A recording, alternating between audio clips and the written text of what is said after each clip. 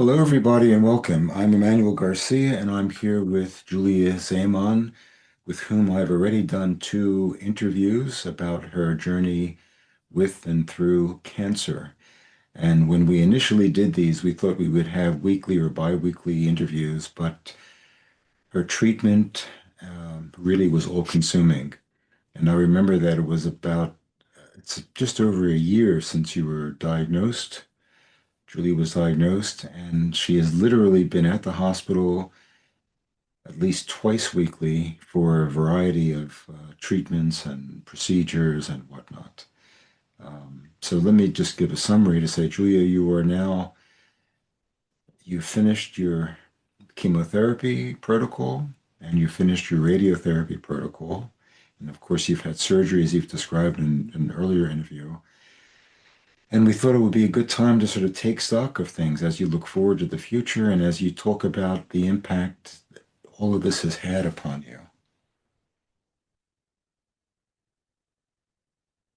So go ahead. Yeah, it's been a ride, that's for sure. A year of treatment and getting through all these different therapies. The way it has changed my life is quite profound. Um, the treatments have been a really challenging experience. I have explained that in previous videos. Of course, the surgery, the mastectomy, the radiation, the chemotherapy, the loss of my hair, of my breast, and the whole thing, and not feeling so great, of course. But I really came to realize, and I'm sure that many people watching this may share this experience, whatever we go through in life, that there is not only that physical aspect to what happens to us, but really it is always a spiritual quest or invitation, whatever happens to us in life. And I think it is really tailor-made for each of us. And in my case, I remember before my diagnosis, I have been pretty stressed out in my life. I've been teaching a lot of yoga classes and I felt really tired on many levels. And I remember actually shortly before my diagnosis, I asked God, can you please show me why am I here? What is really the meaning of my life? And I don't think it was even a month after that that I was diagnosed with breast cancer. So I definitely see a connection between the two, and the whole experience had forced me to stop my life completely the way I was living it. I had to stop my job altogether because it's very physical. Um, I was losing my appearance. I was losing my meaning to get up in the morning and do my job and serve people in my yoga classes. Yeah, so everything was just brought to a halt, and I was kind of forced to really understand what it means when you lose everything you think you are. Mm. And that brought me to understand, and I've been on a spiritual journey, as some of you might know, who also watched videos of my channel all my life. So all my life, I've been communicating about what is the meaning of my life and trying to find the deeper meaning in everything. But this cancer experience has just brought a whole different layer to it because I literally lost everything that I identified with during my day.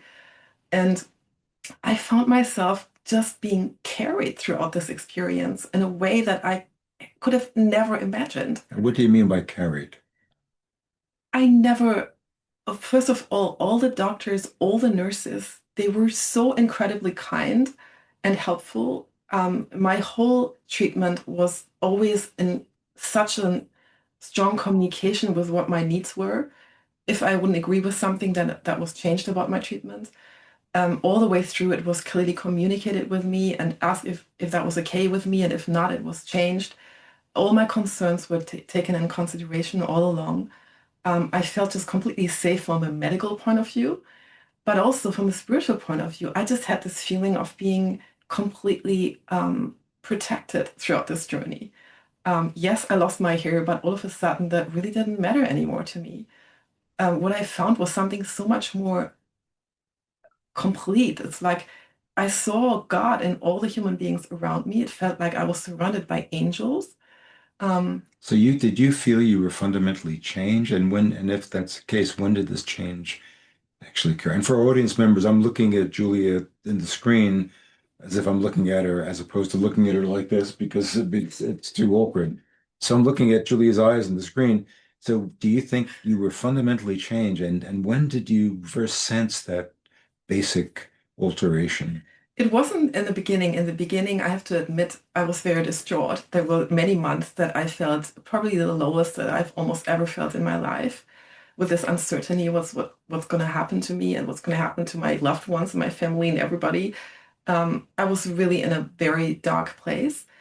And then I think it has to do from the moment I just surrendered to the process and I completely accepted everything that was happening and I surrendered to the possibility that it could be good.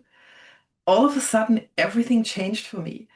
I, for instance, came across the near-death experience reports from people that I personally have not listened to before in my life. And I listened to those, and they have helped me also in this realization of what life really is about, with all of them coming back and sharing with us this beautiful knowledge about how life is all about love, is about giving love to other people, embodying and being love. That is what life is all about. But let me And interrupt for 1 second. You're given this diagnosis, you undergo this tremendous, immediate, massive surgery and chemo of 6 months chemo. After that, a little bit of a wait, 3 weeks of radiation, hormone therapies. Now, uh, were you not afraid you were just going to die? I mean, what many people, when they hear cancer, think, well, this could be it. This is it. This may be it. I was never afraid of dying because I always knew that this life is not all we have. In fact, the real life is the life that was before and is after and is at the same time to this life. It's at the same time. But I always knew very clearly that I'm not a body, but I'm a soul. And that ultimately there is only God. I completely always knew that. And so I was never afraid of leaving this body. But I was admittedly afraid of the pains that the kind of illness that cancer is brings to your body. Like, Yeah. breast cancer usually goes into the bones and it's not quick. You live many years with tremendous pain in your bones. You can't walk, you can't dress yourself. Like it's debilitating. And I was very afraid of that, more than leaving the body and going back to God. I'm not afraid of that at all. But so this whole experience, in a way, has actually taken away more the fear for me, not from dying, because I never had that, but the fear from life, fear of life. I think that's what happened. It has taken away the fear of life because I realized I lost everything that I could possibly imagine to lose. Not everything, but a great deal. And yet I was fine. It was such a surprise to me. I was fine. Throughout this whole journey, I was fine. Everybody looked after me, and after I finished all the treatment, I'm now going back into my job almost as if nothing had happened. Everybody has kept my positions for me, couldn't wait for me to come back, in the most beautiful, supportive ever way I could imagine. Um, so I haven't lost anything. I just have gained so much because I realized in the depths of darkness that I could imagine to end up, I was never alone. Like there was this support that manifested, and I have to say that again, it manifested in the people around me because you were all angels, guys. It manifested in you around me, the angels that I knew existed. I always knew that God existed and everything is fine in at the end of the day. But there was always a little fear of this life still remaining because the life sometimes can be really rough and you can't quite see God everywhere in this world, quite obviously. But in this experience, I did see God. I still saw God and all the people around me. They were so supportive. Like I have had so much help and support and love and kindness. And I never felt, I always had this feeling in me, everything is fine, but everything is fine. Look, but everything is fine.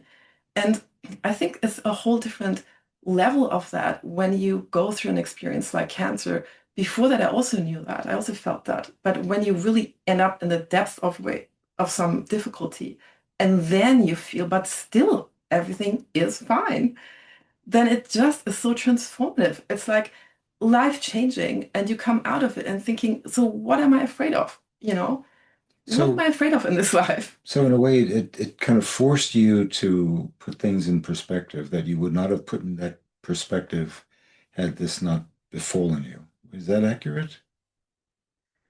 Yeah, yeah. Can you explain that more, please? Well, I mean, what I mean by that is that, we go through life and if things are so important, the plumbing needs to be done, or the car's got a Mhm. flat, or Mhm. I got the wrong clothes, all that. And then when you're hit with a life-threatening illness and a massive, overwhelming treatment that just never ends, doctor's visits, hospital visits, Mhm. and you even think, and I don't have a job, you think, well, this is the way it's got to be, and I've got to look to this other reality aside from the reality I was creating and the anxieties I was creating about the mundanities of life and what I thought was urgent about life. And I realize now, I see now in a very different light. Absolutely. It has shown to me yet again that all that matters in life is just one single thing. It is to give love to people and to kind of embody the God for in this world. And Yeah. whatever that means to each of us. Like, I don't mean that in a institutional way. We all have maybe different ideas about or feelings about what God is, but to live that every day, to give love to people, to give love and kindness to other people, that is the meaning of life. And to trust that, because sometimes we feel, yeah, I can do that, but I also got to look after my job and my life and many other things. But if that becomes your priority, the love for people, then everything else automatically happens for you and you're gonna be fine.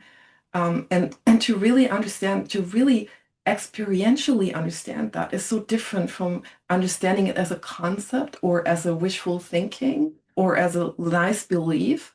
It becomes an absolute, indisputable certainty. And that is something you can't, there's no, you can't buy that. You can't, it has a value that exceeds everything else. It's like this certainty that there is only love and I can relax into that. And I got to think of nothing but just being the best I can the next Yeah. day. And that's all to it, to life. You reminded me, there's a famous American comedic novelist, Kurt Vonnegut, and I think his son became a psychiatrist, and he tells a story. He asked his son what the meaning of life was, and his son said something like, well, I think it's to help each other get through this thing, whatever it is. And whether you're an agnostic, atheist, or believer, I think that is kind of in a way what you're saying Yeah. as well. We need to be helping each other get through the travails of this reality in which we are thrust. None of us has asked for this reality, as the Greeks have famously said, better never to have been born, but we're born and we're here. Mm.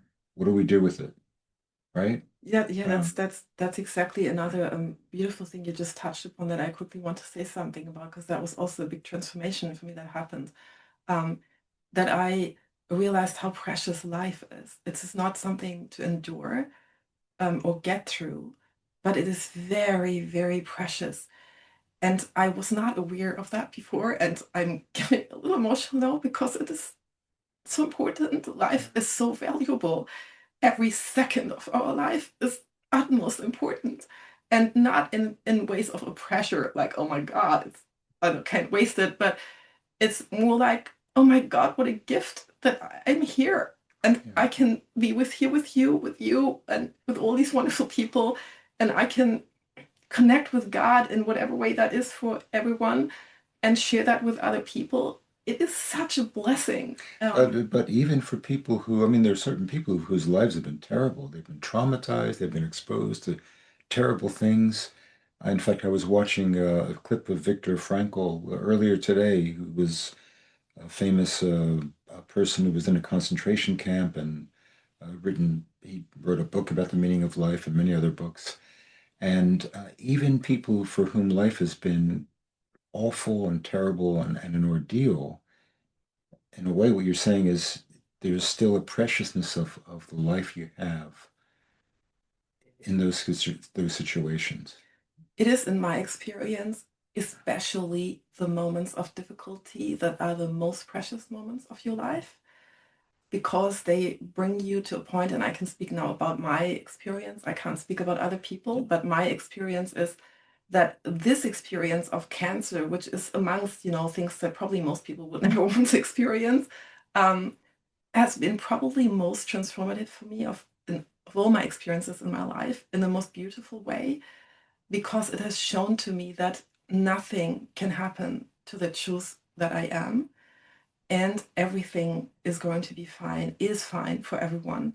And I think in my life as it was before, I could have not experienced that in the same way. And I think difficulties always come to us, so that we are stopped in our tracks, in our rhythms, in our habitual, routines, and to grow and to go higher and to transcend every little kind of fear that still might be there, um,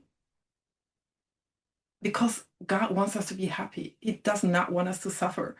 Our life is not to suffer. It's to realize the divine that we all are, and the divine place that this world is. And the difficulties, for some reason, bring us most closely to that, because we are faced with losing things that we think we are, we think we need, we think we depend on, when we actually don't. We are completely free and we are completely safe all of the time. And so the losing of something or the difficulty of something is often the most precious opportunity to really realize that beyond a mental concept or a wishful thinking. Well, I can say in response, I don't know how you did it. I don't think I could have done or experienced things the way you did. And I think I'm not so sure how I would have reacted to hearing some terrible diagnosis about myself.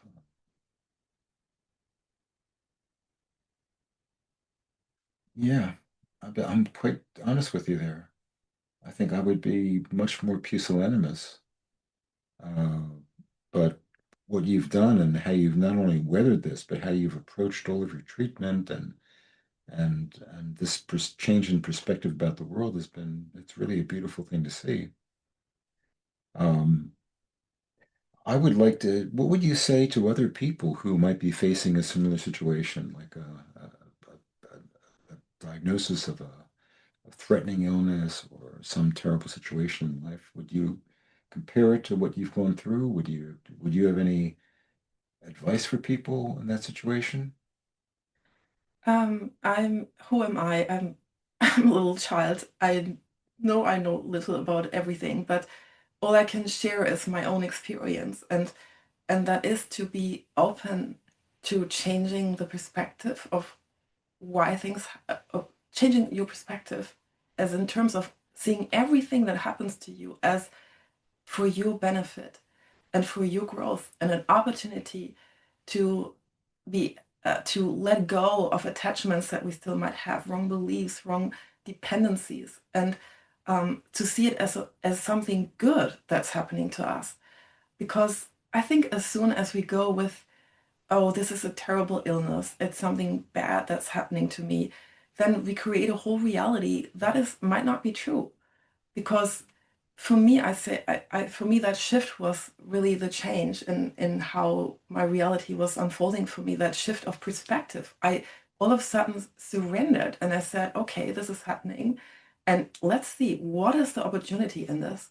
What is the goodness in this? And so what I did, I only surrounded myself with good things.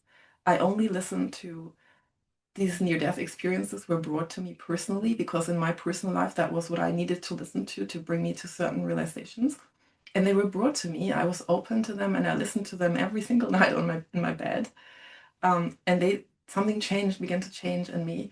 And I also follow other practices like the Bruno Gröning circle of friends, Einstellung, and things like that, or just meditations and many different things, to surround yourself only with good things and to let yourself be surprised that what you think is a tragedy Well, might actually be a great opportunity. I'm sorry to interrupt, but you mentioned this Bruno Gröning. I'd like to talk to you a little bit about that because one of the questions I had as you were talking, thoughts, was that, well, what do you say to people who are in a war-torn environment, people who are living in poverty, people who have had terrible things happen to them? I think I'm not in the position to say what they should be feeling or doing, but what I would suggest, why don't we ask these people? We have this conception that there are all these terrible things happening in the world, and there's all these people who suffer so much, and I'm sure there is, but let's ask them, how do they perceive that? Maybe we would also be surprised to hear of them and to hear how they perceive their situation. And there might be people who go through all sorts of experiences and they also come to the same conclusions as in seeing, oh, but that was my greatest opportunity to to meet God, to meet the actual meaning of life. I'm sure there would be many people who would report the same experience, but it's not really in my position to say how they should be thinking or feeling, but I would be curious to see. We might be surprised that a lot of these people will also think that these were pivotal changing points in their life for the good, some sort of tragedy that happened to them. Well, but if you're under gunfire and getting blasted and getting killed, I mean, I think that's a hard argument to make for people in the middle of a terrible war, for example. Um, is that for the good that millions of people die in a war? See, this is where maybe this is not quite the environment to discuss these kinds of questions. But when you mentioned Bruno Gröning, who is this healer, German healer, he had experience of the war, World War II, in fact. He was in a Russian camp, a Russian prisoner of war camp. He was on the front apparently, and the terrible, terrible war, and yet he emerged from that with this message about healing and about connecting with what is greater than this worldly existence, basically. Was that But this is accurate? this is what life is all about. It is connecting with the source of life, which we can go call God or whatever you want to call it. This is the purpose of all of life. This is why war happens. This is why everything in life happens, so that we wake up to the truth of life, which is God or goodness or whatever you want to call it. And so the wars, they are obviously created by us, human beings. It is our decision to make wars. And until we wake up to the fact that it's not a good thing. And we might just as well live in peace and kindness with each other. And people are waking up to that right now. I mean, Yeah. times are changing. There are more and more people waking up to this truth. And once we do, then there will not be war anymore and that kind of suffering. And it is entirely up to us. It is our decision. Well, I have two observations about that. I've got very good connection with a very, very important person in my life who is a member of the Baha'i faith. And she says, according to her faith, it's going to be 5,000 centuries for humankind to be fully realized and get rid of war and all these terrible things and fulfill what Kurt Vonnegut's son was, which is help each other out through this, whatever this thing is, we're going to help each other, which really is a beautiful thing to hear when he says that. Mm. And the second thing is, oh, I lost my train of thought about that. I'm sorry. So, the Baha'i faith, and oh, the other thing is that if you look at the Old Testament, for example, it's there. How many books are there of prophets coming out and wanting to destroy these centers of human sin that they say? They say how many times human beings, whatever, have gone in the direction of evil, and they need to be woken up and brought back to the path of goodness. So Mm. there is something, unfortunately. Uh, I think, indisputably true about being human, which is that we have the kernel of evil within all of us. Each of us has that. And our battle is how to overwhelm that kernel with uh, doing something good. And that's an age old question and an age old journey. Um, what do you think about that? Yeah, I think it's all about waking up to the truth of who we are and what life is. And it's definitely a process, and there definitely seem to be opposing forces that try to always pull us into the opposite Yeah, direction. And it's certainly about making decisions in those moments, like what way do I want to go? Do I want to go with that more negative pull, or do I want to stay in the light? And I think the more we choose to stay in the light, the more solid our foundation in that becomes, and the easier it yeah, becomes to take that choice each time. And this is a process we're all in, and we all are collectively in as a consciousness that finds its way back to itself.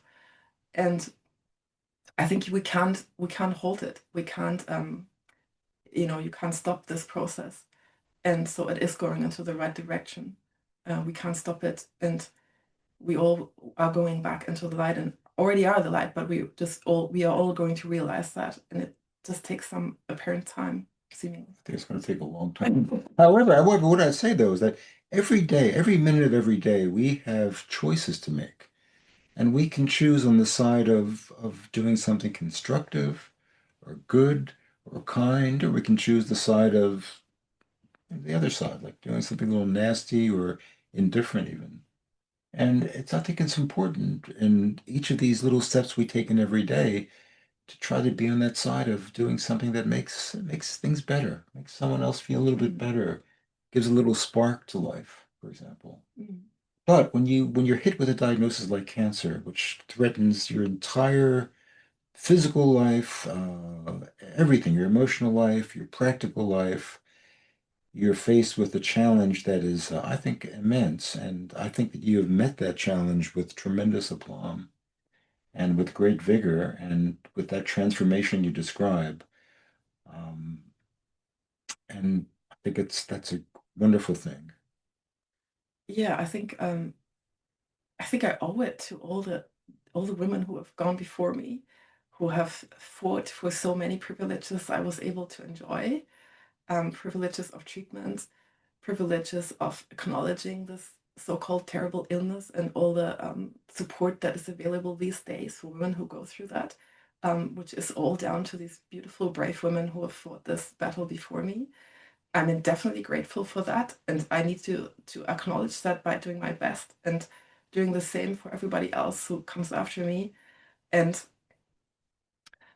yeah, it's again, it's this choice we can make, and um, just profusely know that everything that happens to us is for our good and for the benefit of all people. And um, so all I feel in this journey, throughout this journey, even the second part, once I made that shift, and now it's just gratitude. It's just every day becomes so precious. I jump into the ocean. I can't believe I'm Yeah. alive. I'm here. Um, yeah, I can feel the water. I can be with people. Everything becomes so precious, and there's this immense feeling of gratitude that is also such a divine feeling we have in our hearts as human beings. Gratitude, and that's another thing I can share with people is whenever we don't feel so good or you know, we feel a little sad about something, is this feeling of invite this feeling of gratitude into our heart again about for all the things we have and the opportunities we have and the good things we have. And this completely changes our vibration as well. And yeah, so that's what I'm left with after this journey. It's just incredible gratitude and love. Well, and we're here in New Zealand, which, if it's not quite a first world country, is a very privileged country nonetheless. It's a little joke there, maybe not much of a joke. It's a very privileged country, and we're not ravaged by warfare. We're not Mhm. ravaged by daily trauma. Crime is in Wellington, as you and I discuss all the time, is pretty minimal, despite the great police presence in Wellington. Patrolling cops and cars everywhere. It's like Colombia.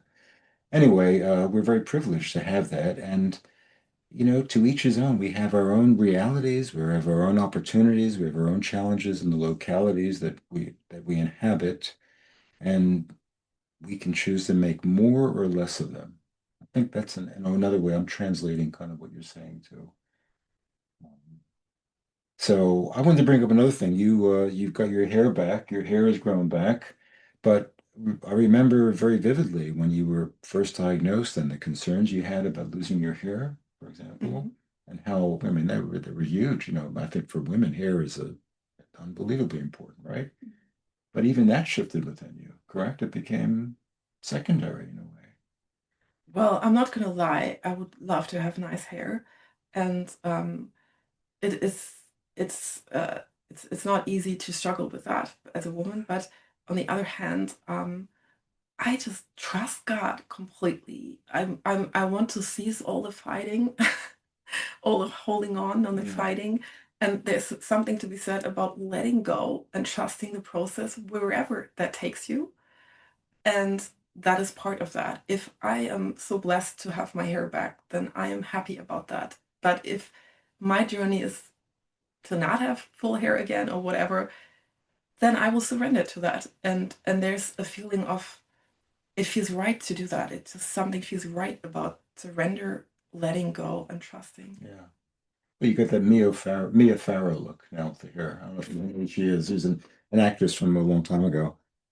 Anyway, well, I think I want to thank you again as we wrap up this interview. I hope people will get something out of it. I appreciate your coming on and spending the time to do this. And I want to give you my heartiest and most invigorating encouragement for the next part of your journey, whatever that may be, whether it's through the cancer treatment or through the other challenges of life. So, and I hope we can again have some more updates as you go, as you reach various milestones in this journey. Thank you so much for having me. It's been a Yeah. great honor and opportunity to share these beautiful things with people. And yeah, I'm very grateful. Thank you so much, Emmanuel. Well, it's a pleasure for me. And I think what I'm going to try to do if I ever get my editing act together is put a little collage together of some pictures of you and different parts of your journey with a little song that may represent some of how you felt about it all. You okay with that? Yeah, that sounds great. Okay. All right. Well, thank you, everyone. And well, I hope we may probably have a follow-up in a month or two. And in the meantime, um, I wish you all the best. Thank you so much.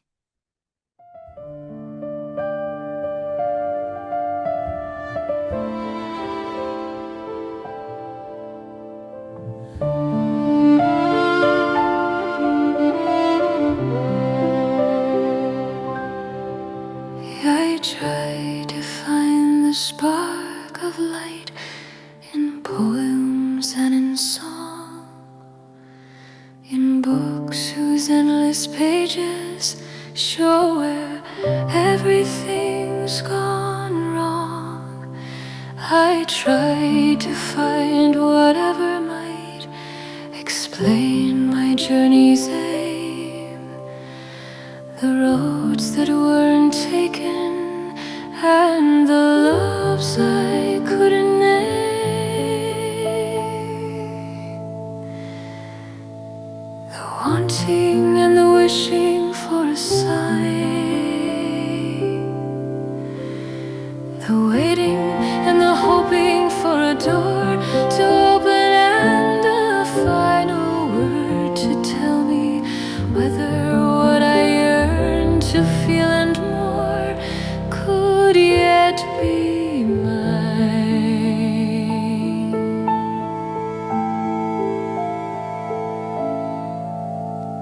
Your kind and piercing eyes bestow a grace on my poor form. The hand that stretches out to me has hushed my every storm.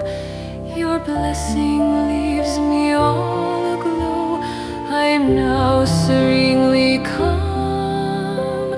I found the home I sought for years, my refuge and my balm. I found the home I sought for years, my refuge and my balm.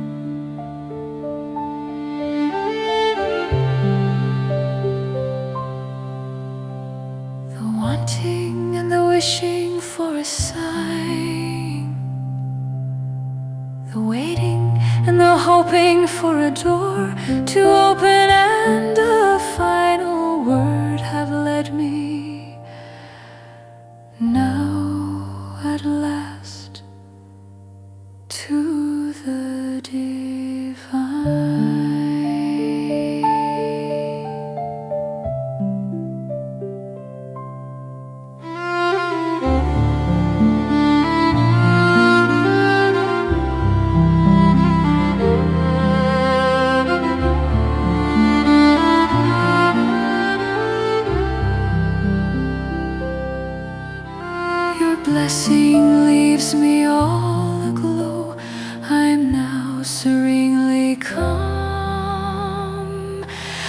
I found the home I sought for years, my refuge and my balm. In the